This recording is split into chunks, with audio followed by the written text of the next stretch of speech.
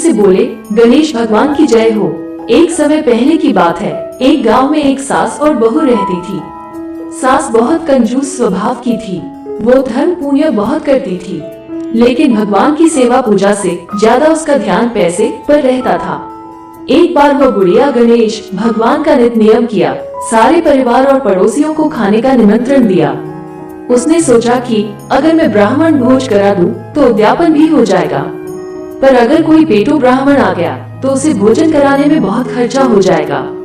उसने अपने बहू से कहा, मुझे एक ब्राह्मण को जिमाना है, तुम एक काम करो, कोई छोटा ब्राह्मण लड़का देखकर उसको न्योता देकर आ जाओ और एक व्यक्ति की रसोई ज्यादा बना लेना। बहू घर से बाहर गई। कुछ दूर पर कुछ ब्राह्मण के लड़के खेल रहे थे। बहू ने उन्हीं में से एक को बुलाकर कहा कि तू आज 12 बजे हमारे घर पर भोजन करने आ जाना। लड़के ने कहा, मेरा नाम गणेशा है, आप मुझे गणेशा गणेशा करके पुकारना, मैं उसी समय आ जाऊंगा। बहू ने घर आकर रसोई में खाना बना लिया। उसके बाद वह घर से बाहर गई।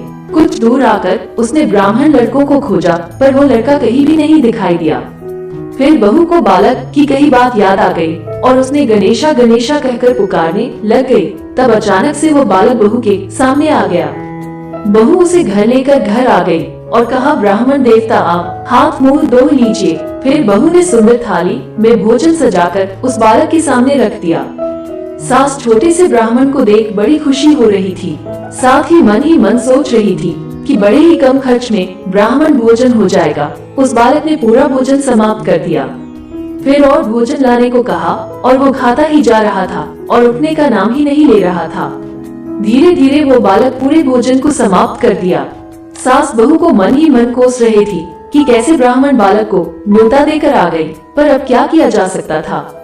भोजन करने के बाद उस लड़के ने दक्षिणा में चांदी का सिक्का मांग लिया। ब्राह्मण की बात सुनकर बहू का बुरा हाल हो गया। उसके पास चांदी का सिक्का नहीं था। बहू सास के पास सिक्का मांगने गई। सास ने उसे 2-4 बातें सुनाकर चांदी का सिक्का ये सोचकर दिया कि अगर चांदी का सिक्का नहीं दिया तो ब्राह्मण भोजन का पुण्य नहीं मिलेगा। फिर बहू ने ब्राह्मण बालक के पाँव को धोकर उनको चांदी का सिक्का देकर उसे विदा किया। जैसे ही वो बालक विदा हुआ, फिर सास बहू ने घर में पीछे मुड़कर भीतर देखा। घर में बहुत सारे हीरे मोती चमक रहे थे। सास बहू दोनों धन देखकर बहुत खुश हुए और बोले, गणेश भगवान की हम पर कृपा हुई है, हमारे धन्य भाग जो हमारे घर भोजन करने पधारे। अब तो सास बहू दोनों मिलकर गणेश भगवान का नित्य नियम निभाते थी। कथा कहानी सुनते गणेश भगवान की कृपा से उनका घर बार अनेक नाती पोतों से भर गया।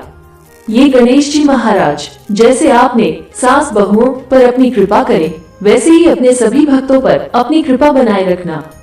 कहानी अधूरी हो तो उससे पूरी करना। बोले गणेश भगवान की जय हो।